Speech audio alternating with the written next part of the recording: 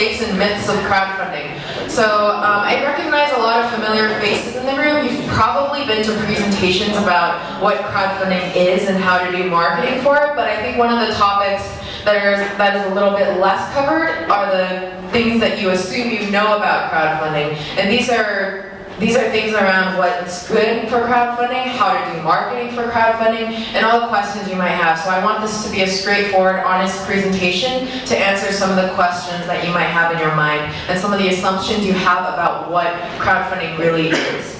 And so I'll also leave some time at the end for Q&A so you can get straightforward answers to the questions that you have about what this is. Before I get started with all the myths, I do want to give you an introduction of what crowdfunding is and what Indiegogo is, because that can help frame all of the materials that I'm presenting today. So first off, Indiegogo is a crowdfunding platform, and ultimately our goal is to work with entrepreneurs to help them launch their ideas to market. Those ideas can be anything from a movie, to a piece of hardware that you're working on, to an idea that you want to bring out to more customers. Crowdfunding is defined as the practice of putting this project online and then showcasing it to a lot of different people, and if those people are interested in supporting your idea, then they'll back your project by actually putting their real money towards this project. And that can be in the form of purchasing some form of a pre-order or just donating towards this project that you're working on. So to define Indiegogo as a platform a little bit more, we get about 16 million unique monthly visitors who are looking for new projects to back. And we've helped companies raise over $1 billion across over 700,000 projects. Indiegogo, relative to a lot of crowdfunding platforms you might be familiar with, is actually very global in nature. So especially for companies based in Shenzhen here, you can actually list as a China-based entity and launch directly to the global markets without having to go through the fuss of localizing your company in different locations. So why do companies use Indiegogo? Why do people crowdfund in general? And I want to cover some of those use cases right now with you. The first one is fundraising, actually getting capital to make your product a reality. One story I love to share that's very personal to myself is the creation of Accentware. So Accentware is a company that created these light-up cat ear headphones. You might have seen them in Brookstone stores, and they raised over $3 million for this project idea. And the founder is actually, her name is Wenqing, and she was a digital artist that started creating webcomics online for many, many years, over a decade ago. And I've been a fan of hers since over 10 years ago. And in her very early art pieces online, she actually drew her own characters with these cat ear headphones that are in production today. But when she posted these pictures, she had a lot of fans say, I really love these cat ear headphones. How can you make them a reality? I would purchase them. That's when she turned to Indiegogo, put her project online, and was able to secure the capital to produce the units. So now you see 10 years later, the product is actually being sold in Brookstone stores on the front shelf in every store in the United States.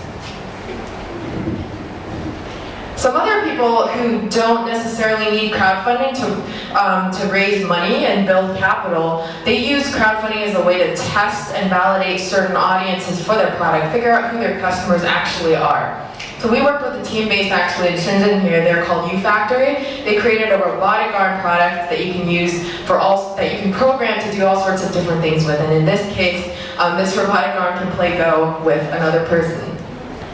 And what they ended up using crowdfunding for was to figure out if they had an audience, a more mass-appealing product at a different price point for their customers. So traditionally, they had a lot more expensive robotic arm products that might have appealed more for commercial use, but this product appealed for consumer use. And they used crowdfunding to determine that they did have a market. And marketing and branding, we worked with a team called Crazy Baby, actually also based locally here, who launched their third audio product, wireless Bluetooth earbud products, through crowdfunding, and were able to sell over $2.8 million in pre-orders. So it was a really good way for them to get early market traction for a product that they wanted to release when the market was hot for wireless Bluetooth earbuds. And finally, we see a lot of companies use crowdfunding as a way for market entry in general. So that just means that when you're looking at tackling a new global market, crowdfunding is a good way to get the word out there, to get a lot of feedback about your first iteration of the product, and to continue to build on that momentum when you continue to sell through the rest of the sales channels.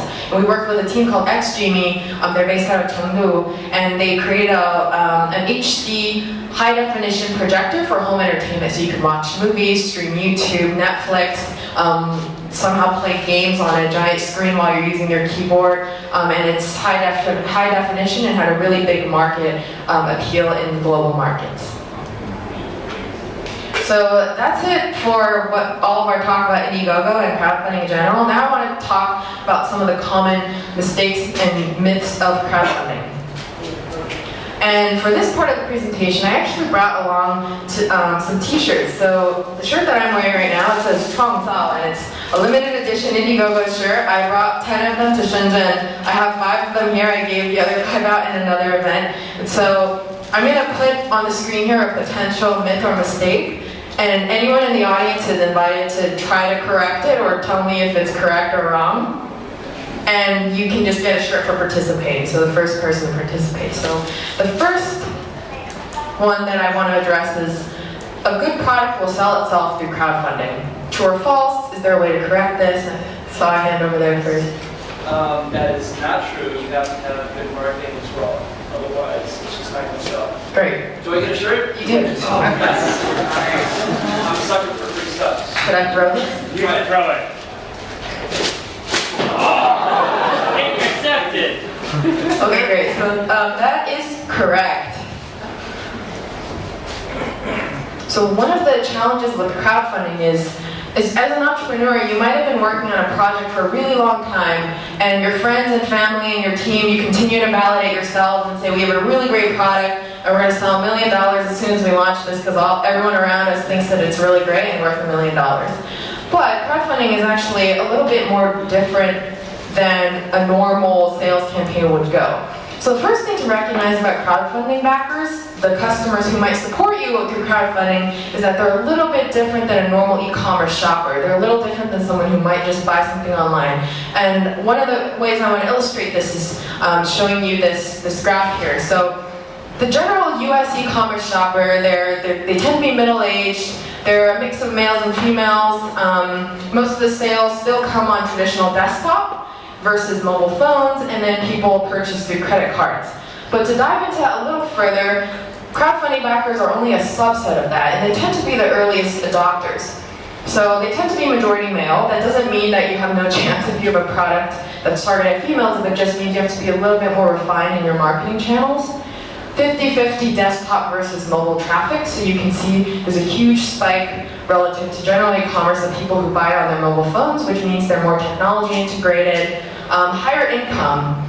And this one's important because crowdfunding itself inherently presents a risk in that you are pre-ordering something, you're putting your money down before you actually get the product, so inherently there's a little bit more risk. And the last one is that the average order value, the common price point that we see with crowdfunding tends to be a little bit higher than average e-commerce. So someone is willing to buy a product for $200 after seeing it and interacting with it for the first time versus having to learn more about it. So let's pair also our understanding of crowdfunding backers with the different places that you'll find them. Commonly, you might think, hey, if I just put this really good product on Facebook, they're going to see it, they're going to discover it, and they're going to love it and then buy it. But realize that through all of the social channels and promotional channels that you're putting your product, people are there inherently for different things. So Facebook is where you as consumers go to figure out what their friends are doing, what events to go to, maybe discover some cool news and things. But Instagram is used for a completely different purpose. It's for food, for fashion, for inspiring things. And then you might go on Twitter for news and seeing other people's opinions.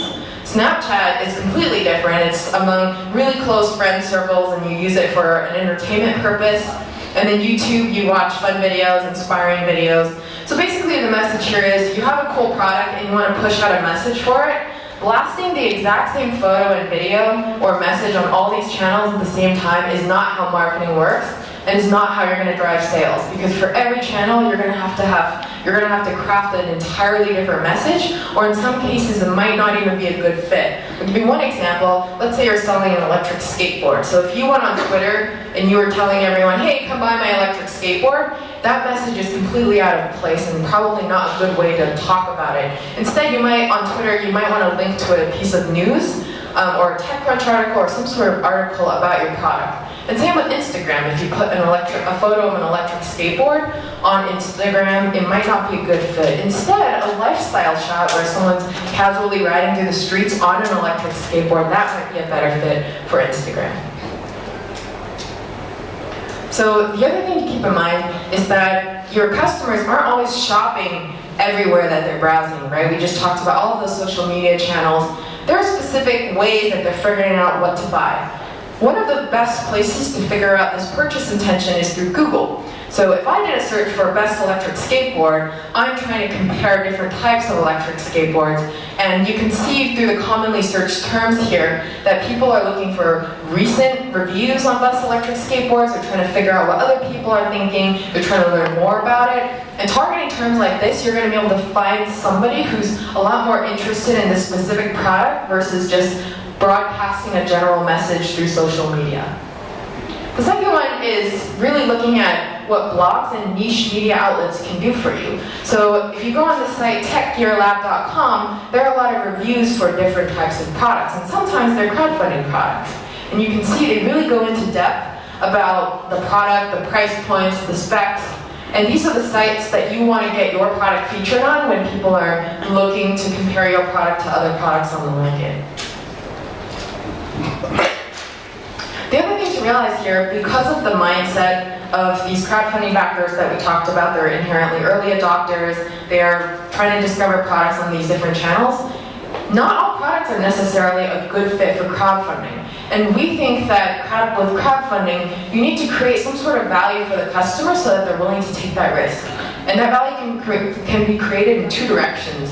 I think the first one is being able to offer a new, elegant, innovative solution to a problem that we might all have, but just don't have a solution for yet.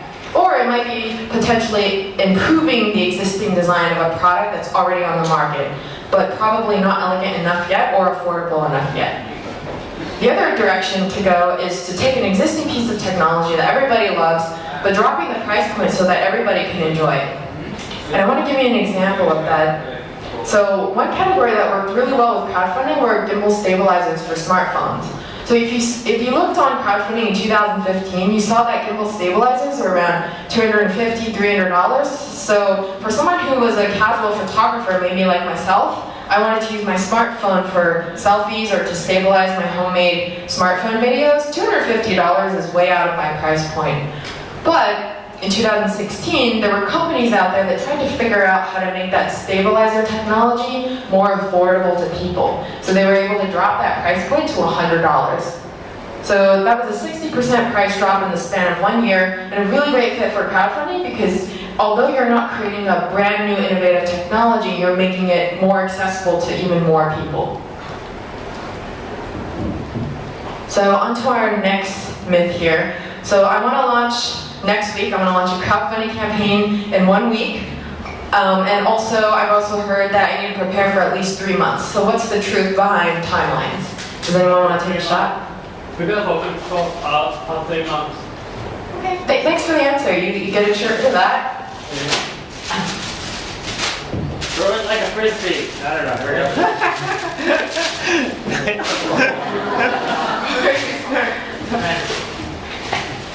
So the answer is it depends, which is a bad answer, but I do want to explain that. You have to realize crowdfunding is not just putting a project together and throwing it online and seeing what happens.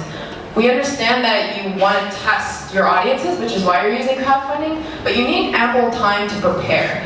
The first one is pre-launch testing. You need to collect a wait list of interested customers so that when you launch, you actually have people who you can actually test your messaging against. You need to create a landing page. When someone wants to learn more about your project outside from Indiegogo, they need a website to reference, and you need some sort of way to show them that you're a company that's serious about creating a business and that you have more materials. And lastly, you need to know your customers. You can't go online and test different positions for your product and sell all 10 different use cases. You need to hone in on the one that your main customers are focused on. And then there are the videos and the photos that you need to take, and also the copy that you need to write.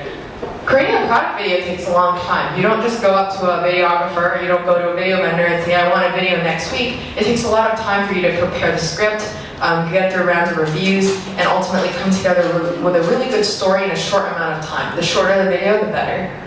And then product and lifestyle photos. You can't just take a bunch of product shots and expect people to imagine themselves using them. You need to show them how the product is being used.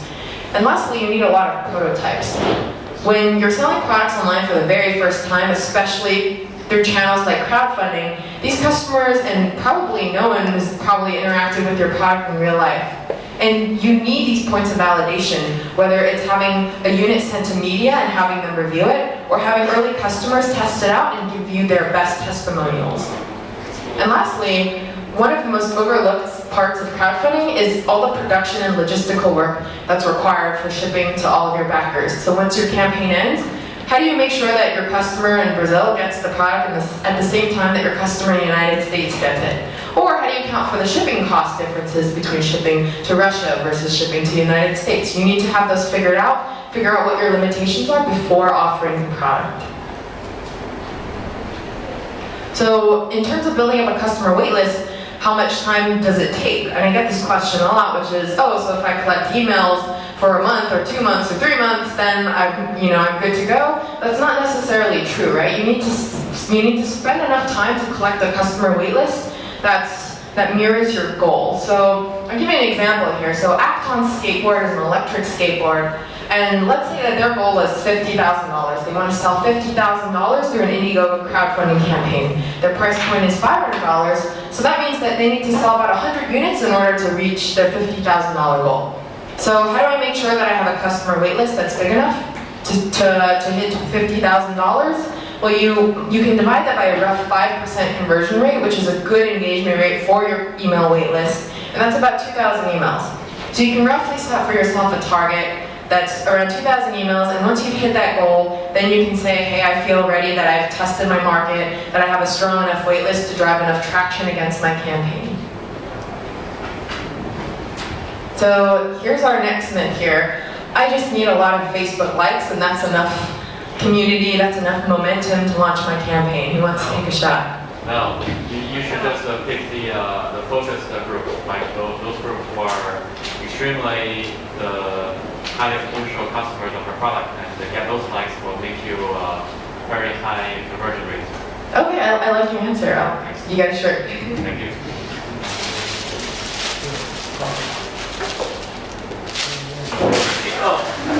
Sorry. Okay, great. So as it turns out, Facebook likes is very different from targeted paid traffic. So have you ever been to a Facebook business page and you see at the top corner there's a like button, and then it says like there's 2,000 people who like this page or 5,000 people who like this page.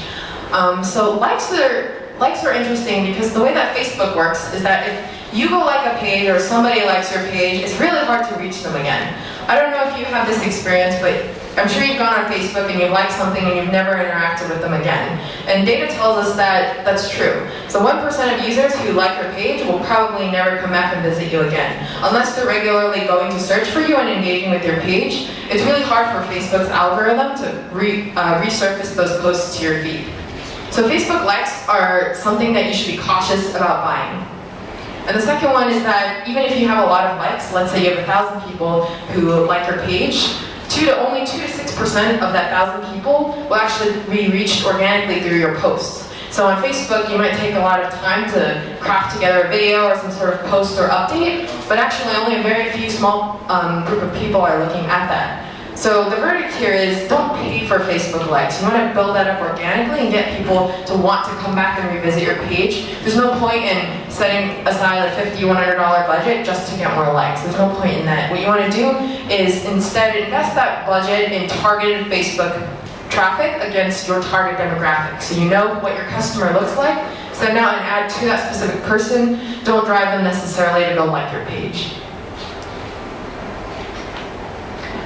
Another thing that I want to point out here is that when you're talking about Facebook or digital marketing or PR, paid marketing, and email marketing, they're all really different things. I have a lot of companies come up to me and ask me, so what's my PR strategy going to be? Without really even knowing what PR stands for or what PR means.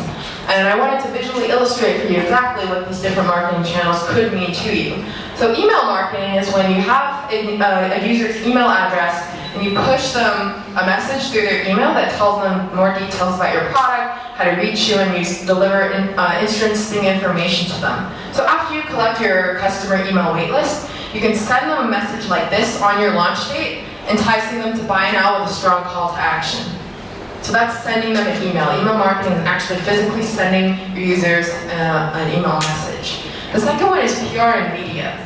So PR does not equal digital marketing. PR does not necessarily equal putting money into advertising. PR is working with reporters, journalists, coming together with influencers or bloggers and actually getting a piece of a news or media article written about your product. So this is an example of a company called Drone. They launched a selfie mini drone product, and they were actually able to get covered on geekygadgets.com. The reason this is important is because in this article there are a lot of links to the Drone Indiegogo campaign page. So that means all those visitors who saw this article will then click that link and then come to Indiegogo and purchase the product.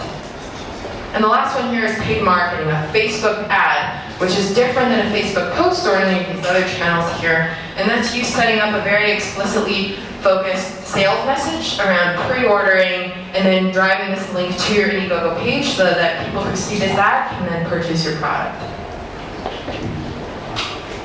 So we talked a little bit about Facebook advertising and spending money on Facebook ads. One of the things I hear a lot is that, hey, I've already spent $1,000 on ads, but it didn't yield me any sales. Well, advertising is not just about putting money behind an ad. That's not how advertising works. And I want to talk to you about these different forms of advertising and why they're different from each other and why you would use one over the other. So I want to separate these out first. So let's talk a little bit about Facebook. Because Facebook is a place where I'm engaging with friends and looking at news and all these different pieces of information. It's a better place to delight people when you have a cool idea or you want to share something that's discussion worthy with people. So the way that you set up that ad on Facebook is very different than a traditional ad that you might set up. You might have you might post in a user testimonial, or you might have some commentary such as this is really cool or this is a great idea or something like that. You can also find people who share an interest. And this is really great because Facebook knows a lot about you because you're always looking at different types of information and liking different pages on Facebook. And then lastly, you can use Facebook to remind people about something that they've seen before. So that means that if someone's visited your Indiegogo page and then they left and never came back, you can use Facebook remarketing to go back and find that user again. Now, this is a little different than Google search ads because imagine yourself sitting at the desktop pulling up Google. Usually when you're in Google, you have a very specific interest in mind. You're searching for a product or you want an answer to a question. So Google ads are really good for finding people who are looking for a specific thing. We saw earlier that on Google you can search for the best electric skateboard, you can search for the best something, or you can search, I want to buy an electric skateboard. So all these very, very specific targetable terms are really great to look at on Google. And then another interesting thing about Google is that you can target your specific competitors down to the very SKU. So if somebody's searching for your competitor's product, there's a chance for you to pull up your product when somebody's looking for your competitor. And that's a great way, especially on a features basis, that you have a more compelling product. Google display ads are the annoying banners that you see when you're browsing like news sites or any other sites across the web, pretty much every website that you visit. But Google display ads for crowdfunding are really, really powerful when we're talking about remarketing, which is what we talked about. Somebody visits your Indiegogo page, they decide not to purchase or drop the product in their cart, but just never actually check out. It's a great way to find them again and let them know, hey, our campaign's ending in 5 days, or hey, we just dropped the price 20%. A great way to re-spark their interest in your page. So on to our next myth here. I can sell a lot of products by setting a really low early bird price. Does someone want to correct this? So they think that they can sell a lot of products because their price point's really low. They can sell, but then would they be able to deliver at this price? More or less correct, yes. Pass it down. Good idea. Great, so you've all heard the term early bird pricing, and it's that the super lowest price that you'll ever see on a crowdfunding campaign, and probably the lowest price you'll see for this product in this company's history.